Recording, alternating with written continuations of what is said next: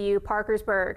According to District Executive with Cutaga District of the Buckskin Council, Andrew Murphy, the number of participants has increased for this year's race. Participants start with a slab of wood and can be as creative as they want and try to make the car as fast as they can.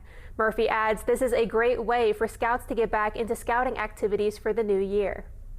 The Pinewood Derby is a good reason to get with your family, to work on that car together, and to really build something that every Cub Scout and even outlaw racer can be very proud of. The finalists of 2026 Pinewood Derby are as followed: Noah Moyers in first, Kennedy Mahoney in second, Emily Ford in third, and Ethan Burchard in fourth. Coming up,